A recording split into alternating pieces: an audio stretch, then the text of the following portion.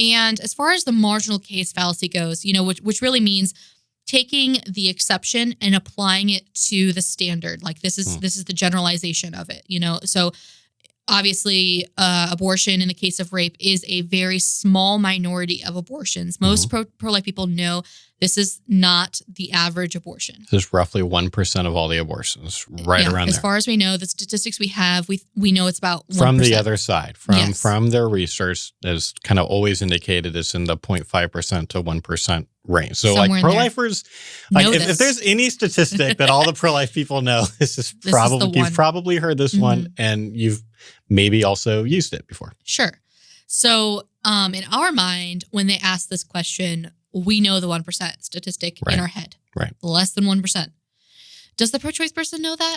I don't think so. See, this is a really interesting thing. I had never thought about this before. This is something that came up in the conversation. I was like, I don't think the average pro-choice person, I'm talking about the everyday person, not the person who debates online every day. Right. There are the trolls. They've heard this statistic. Right. They know it just as well as we do. Yeah. But your everyday friend who doesn't like to talk about abortion, who doesn't like to think about it. Yeah. They have not taken an online course. Right. Preparing them. Do they know? I don't think so. No. I think they actually, in their head, if you had to poll the everyday pro-choice person, I don't know, what percent would they say? Maybe like 25%. Yeah. Something high. Could be. Because in their mind, they're thinking, well, why would women want to have abortions? Well, they're not ready to be a mom. Maybe they were raped. Like that's just something that comes up in their head. And you think about how much when people talk about the abortion debate, the case of rape comes up all the time. They're like, well, obviously this is a good chunk of them, right? Right.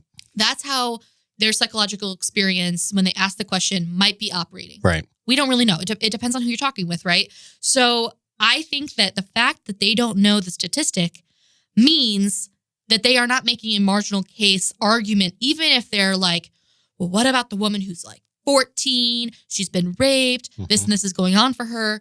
In their mind, they're like, this is the woman I'm really concerned about. And when I vote for abortion rights, that's the person I'm fighting for. Her face in my head. Yeah. Yeah. And so it's common sense that is, in their mind, the average abortion seeker. Right. So imagine being in that pro-choice person's shoes, and then the pro-life person basically responds by, one, accusing them of literally a fallacy.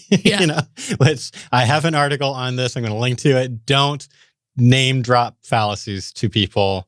This is hard. Sometimes I really want to do it, and so I'm speaking from experience. And don't be like I have done sometimes and name drop. Don't do that because it's obnoxious.